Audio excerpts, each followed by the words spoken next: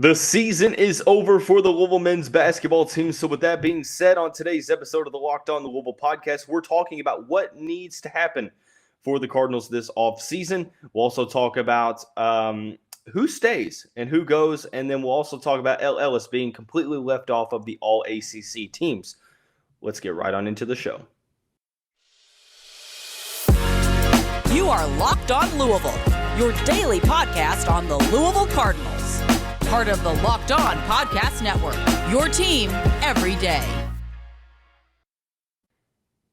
What is going on, everyone? Welcome into another episode of the Locked On Louisville podcast. I'm your host, Dalton Pence. Today's episode brought to you by FanDuel Sportsbook, the official sportsbook of Locked On.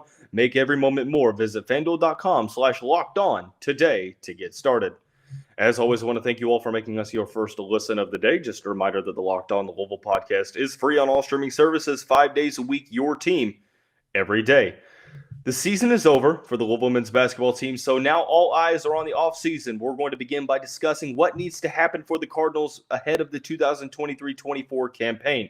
We'll then discuss who stays, who goes from this year's team, all coming up on the second segment of the show. And then to conclude the episode, we'll talk about how Ellis being left off of all of the All-ACC teams is both comical and horrendous. So before we do that, I want to give a shout out to my guy, Kevin L1C for the arts for the Louisville Love hoodie. Love his merchandise and apparel. To check out all of his Louisville gear, go to his Facebook and Twitter page. So the season's over for the Louisville men's basketball team after losing to Boston College in the first round of the ACC tournament on Tuesday. All eyes are on the offseason. Look, this was a tough year. That goes without saying, probably the toughest year that most people have had to endure for Louisville basketball. I mean, 4 wins it's not necessarily something that we've had to deal with as Louisville fans, but getting to that point, this fan base is extremely divided once again. Granted, I think to answer the question, what needs to happen for this team ahead of the 2023-24 campaign, well, there's a couple things. I think one thing is you have to completely overhaul the roster. And you have to make some adjustments when it comes to style of play, so on and so forth. We're going to talk about that here in just a moment. But I want to talk about just how divided this fan base is. And we've talked about this on a couple of episodes, right? There's been one portion of the fan base that believes that there's the talent on this roster. There's no excuse for this team only winning 4 games. This team has multiple top 100 recruits from, across the past couple of cycles. There's talent on this team. We've seen it throughout the year. There's no reason for this team to only have 4 wins. This is specifically on coaching, and we haven't seen enough from Kenny Payne to suggest that he is the man for the job. That's what one side of the table believes. On the other side of the table is a completely different point of view. This point of view says, well, Kenny Payne was not given a fair hand. He had to immediately deal with the NCAA cloud, the possibility of a postseason ban being handed down, having that, hinder transfer portal recruiting from this past year. Not to mention that, but Chris Mack didn't necessarily leave the program in the best spot. So on and so forth, to where he had to deal with some roster issues, had to deal with the NCAA cloud, so on and so forth. And not to mention, you're one of a coaching tenure. Sometimes you need time to, rebuild a program and get the guys that you want into the program. So he just needs time. So I think, this fan base is so very divided, and it makes me sad to see that. And seeing Louisville fans turn on each other when, in all reality, we should be coming together because, not to mention, it feels like we got to deal with ACC officiating. The NCAA has never, it seems like, given the Louisville its fair due. But nonetheless, you see what I'm saying? There's 2 very different point of views, and I think that the truth is always somewhere in the middle. When there's 2 totally different and opposing point of views. I think that this roster had some talent, but it's clear that this roster had some flaws as well. I think that Kenny Payne was given, let me rephrase, was not given a fair hand to begin his tenure. I think that, he had to deal with the NCAA cloud over his head. But at the same time, I think that, you live and learn. This is his first year as a head coach, so I'm sure that, he can always improve. What I'm trying to get at is that this 4-win season, you can't point to one person or persons. The blame is on everyone, because you can't be this bad and it only be one person or person's fault, right? So I think that the blame's on everyone. I think that everyone has to do some, reflecting, see where things went wrong, how can you improve, and focus that towards next season. Josh Hurd came out and basically said that Kenny Payne is getting a second season. I think that probably everyone saw that coming. Whether you agree with that or not, it's happening. So at this point in time, there's no point in just sitting here whining about it. I think the portion now is what needs to happen moving forward. And I think that, number one, there has to be a roster overhaul, because it's clear that whether or not that there's talent on this roster, that this team still has to get significantly better. You have to bring in a bunch of players from the transfer portal, probably about 3 to 5 players from the transfer portal that, and probably more so geared towards the latter. I mean, you're probably looking more towards 4 to 5 rather than 3 to 4. I think that you have to completely overhaul this roster. You have to bring in guys that have produced at the previous level, or let me rephrase, at their previous stop, whether that be high Power 5 ball or in mid-major ball. We've seen both types of players succeed at Louisville. You have to bring in guys that are able to produce right away. I think that, with the opportunities you have at hand, because basically what you're saying, if you're Louisville, and we've talked about this before, what you can say is, look, you can come into a blue blood program that is looking to try to get into the right direction. Look, I know the record wasn't the greatest this past year, but there's ample playing time. There's opportunity to play in the ACC on the Power 5 level, while also, playing in front of one of the most passionate fan bases in the country, and also in great facilities. Now, granted, Louisville still has to win games, so I think that is directly going to affect attendance as well. But the roster has to be overhauled. And I think that everyone knows that. Like, there has to be multiple players that come in. And I'm not just saying like 1 or 2. Like, there has to be 3, 4, 5 players that have contributed at the collegiate level come into this program, because it needs it. Also, on top of that, I mean, I think not only does the roster have to get adjusted, but I think that there needs to be some adjustment coaching-wise as well. Let me rephrase. I'm not saying that I know as much as Kenny Payne, Nolan Smith, Josh Jamison, and Danny Manning. I am a podcast host. I'm not going to sit here and act like I know what the changes need to be, but I think that if you asked a lot of people, well, what's Louisville's identity on both sides of the basketball? Well, offensively, a lot of times it was isolation ball that ended with hoping that Ellis could score 20 points. Defensively, well, the Cardinals were very, very bad defensively. And this was with a lackluster strength of schedule, one of the easiest strength of schedules that Louisville's had in the past 2 decades. So something needs to be tweaked. Now, you can contribute this to the roster, and maybe that had a good amount to do with it, but I don't think that all of the woes were on the roster. I think that there has to be some growth coaching-wise as well. There has to be some improvements, some adjustments. Hey, this didn't work year 1. Here's what we're going to do, or here's what we're going to try to do year 2 to try to change things up, because we saw that this didn't work, so we're going to try that. I think that that's kind of how coaching works across all of sports, right?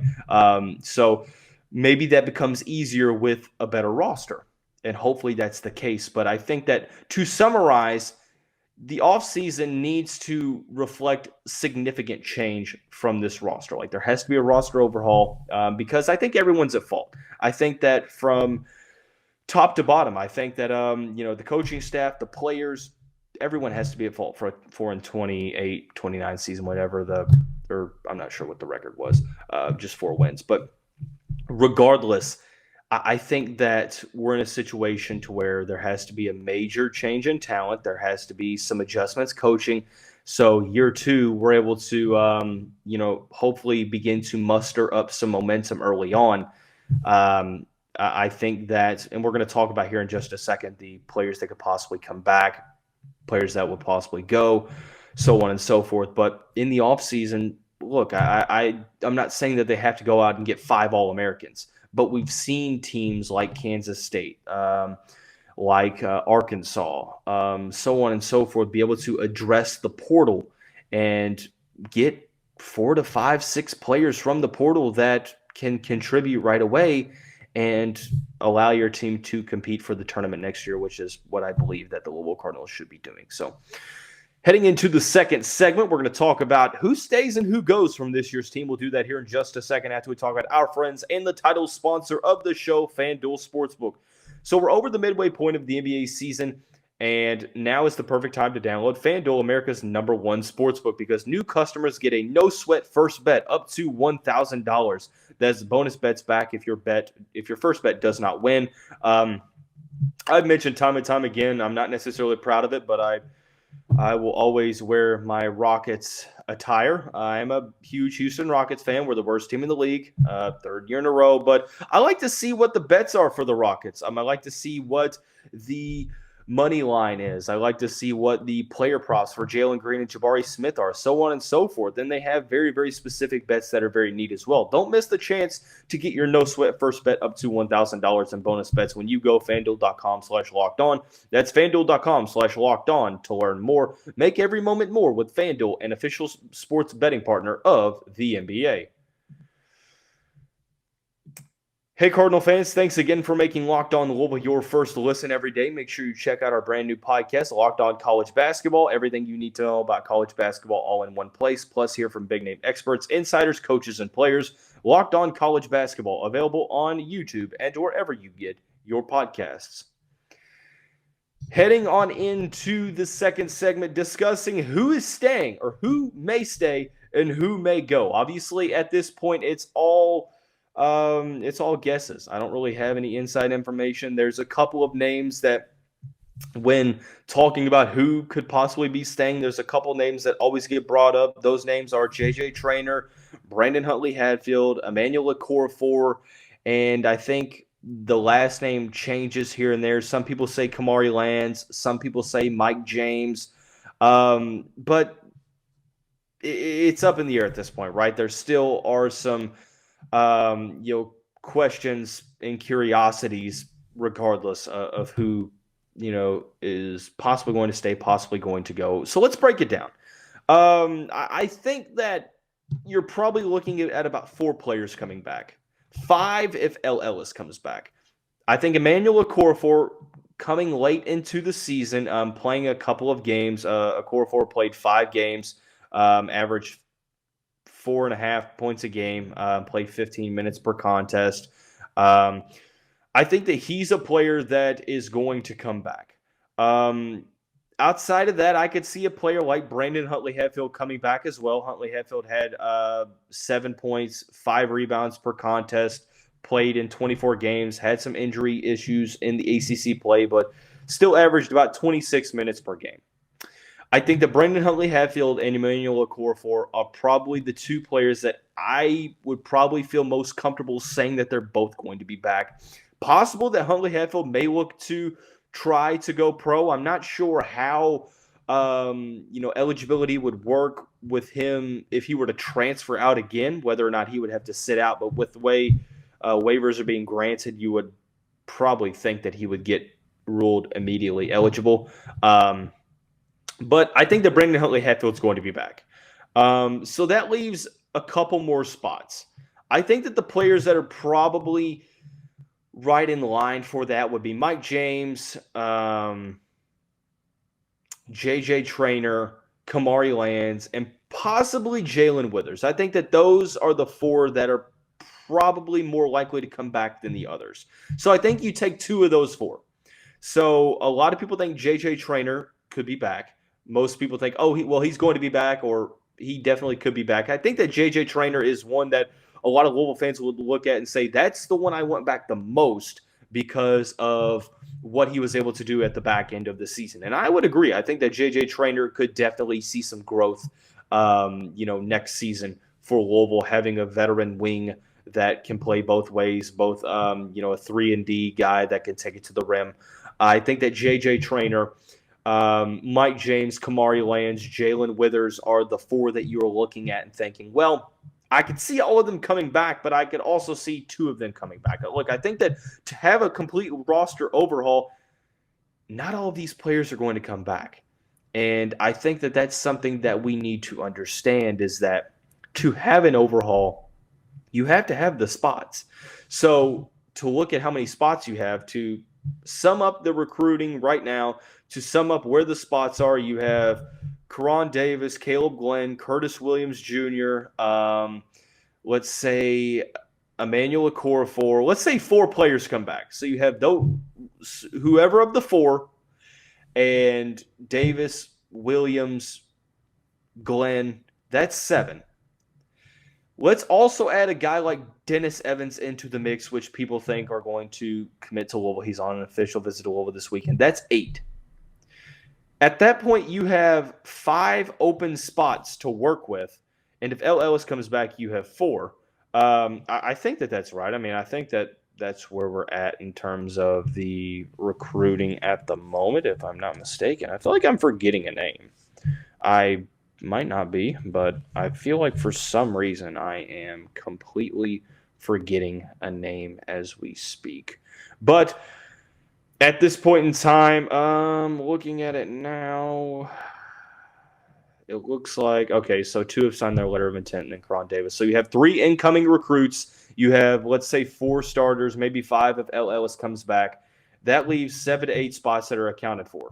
That gives you, 5 to 6 transfer spots. If Dennis Evans comes in, 4 to 5.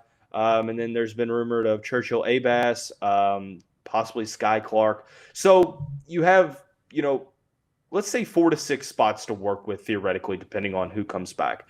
I think that that's a good amount of opportunity on top of what you have returning and coming in to have a solid team next year.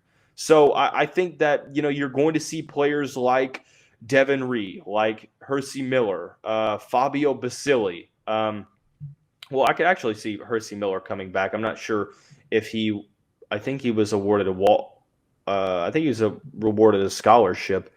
I'm not sure if he would be a walk-on next year. I could see, I think that guys like Rose Wheeler, Sidney Curry, Devin Ree, Fabio Basili probably won't be back next year.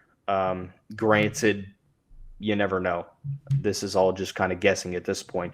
But I think that guys like Jae'Lyn Withers, I think Jae'Lyn Withers and Kamari Lands are probably 2 of the guys that versus Mike James and J.J. Traynor. I think James and Traynor, of the 4 that we've been talking about, I think those are the 2 that are most likely to come back. Jae'Lyn Withers has been at this program for, let's see, this was his 3rd year, actually 4th year if you look at the redshirt season. So maybe he looks to go elsewhere to, get a little bit of a change of scenery. I'm not sure. Maybe Kamari Lands looks to go elsewhere as well, as a true sophomore. Both players would have a long list of suitors in their recruitment. But I think that you're probably looking, I feel like 4 to 5. And then obviously if Ellis comes back, that would be big news as well. At this point, people say he's 50-50, whether that's going to the league or coming back, or going professionally or coming back. I think it's just going to depend on the feedback that he gets from professional scouts. What next season looks like for Louisville.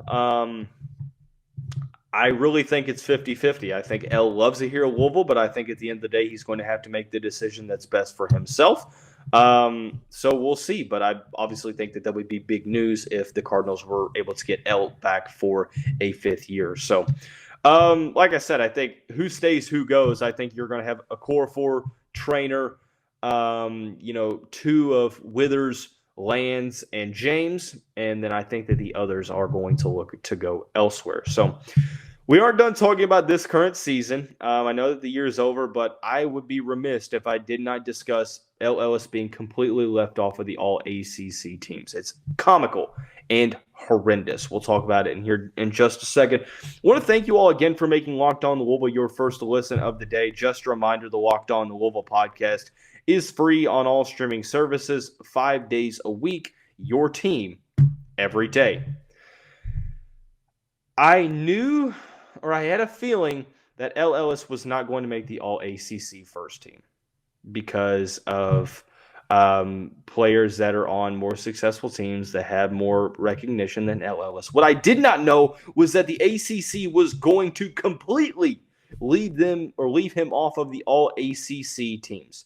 Ellis was an honorable mention, was not one of the players selected to the All-ACC teams. He was not one of the 15 selected. The guards selected over Ellis, Isaiah Wong, Tyree Appleby. I think Hunter Tyson is a guard. No, I think he's a forward. Terquavian Smith, Jordan Miller, Kihei Clark, Reese Beekman. There's a handful of other ones that I'm forgetting off the top of my head. Ellis, second in the conference in scoring with 17.7 points per game. Top 10 in the conference in assists per game. If you consider Tyree Appleby to be a forward, Ellis led the conference in scoring. If you didn't, he was second in scoring. I know that Louisville had a historically bad season, and it probably affected this list. I mean, how else could you justify Ellis not making these lists? But I want to discuss something. Take a look at ACC Player of the Year Isaiah Wong's stats for this season. We're going to compare 15.9 points per game. Ellis had more points per game than Isaiah Wong. 4.4 rebounds per game, 2 more than Ellis. 3.4 assists per game, 1 less than Ellis. Shooting the ball 44% from the field, Ellis was 41% from the field. What I am not saying is that Isaiah Wong was not deserving of ACC Player of the Year. I think that Isaiah Wong is one of the most underrated players in the country. He's fantastic, and he is extremely solid. This is no disrespect to Isaiah Wong. I'm not making the case that he's not better than Ellis. What I'm saying is that if that is the criteria for ACC Player of the Year, you can't tell me that what Ellis is putting up per game is not worthy of somewhere in the first team, second team, or third team. An honorable mention for Ellis, come on, give me a break. I'm sorry. It's unacceptable. I do not care that Louisville only won 4 games. Are we making this to where the All-Americans list is a team award? Is this the NBA? Are we putting this into an MVP situation to where we're focusing on team success? Should that have some say in this? Possibly, especially when you're talking about Player of the Year. But when you're talking about All-Americans and you're talking about the best players in the conference from a certain season, you cannot look me in the eye and tell me that Ellis was not one of the 15 best players in the conference. You could say, oh, well, his team only had 4 wins. He was stat padding. That is completely BS. He was definitely not stat padding because he was the only one consistently scoring the basketball for this Louisville team. In fact, I would argue that it's even more impressive, what he did this season compared to others, because he was the number one focus for every defense he played. All the defenses he played focused squarely on him. He had to be the hero almost every game for the Louisville Cardinals, in a lot of games for the Cardinals to have a chance. I think it's unfair for sure. I think it's egregious. I think it is a complete unacceptable. It's completely unacceptable. It's not a complete unacceptable because that doesn't make sense. I just feel like, sure, you can say, well, if other players were on the Louisville, they would average those numbers. Would they? You're telling me that all these other players on this team, if you take away some of their supporting cast, if you put them on a Louisville team that struggled all season long with chemistry on both ends of the court, that struggled finding other scorers other than Ellis on a nightly basis, that they would come into this situation and thrive like Ellis did? I'm not buying it. Some of them would. Some of them would be successful because they're very, very good players. I do not think that all 15 of the guys on this list, you can tell me with a straight face, would jump into this situation and being able to average nearly 18 points a game, being the number one focus for opposing teams. I just can't see it. So I had to talk about it. Sure, it's over. Call me a crybaby all you want, but I think it needed to be talked about. So obviously a lot needs to happen for this Louisville men's basketball team in the offseason, a roster overhaul, some coaching adjustments, so on and so forth. I think about 4 to 5 players are going to come back. The rest will leave, leaving about 4 to 6 scholarships open. But nonetheless, Ellis, do not forget, Ellis was left off of the All-ACC teams because the Cardinals were bad, which is frankly unacceptable. So that's going to wrap up this episode of the show. Everyone, have a great day. We'll see you right back here tomorrow.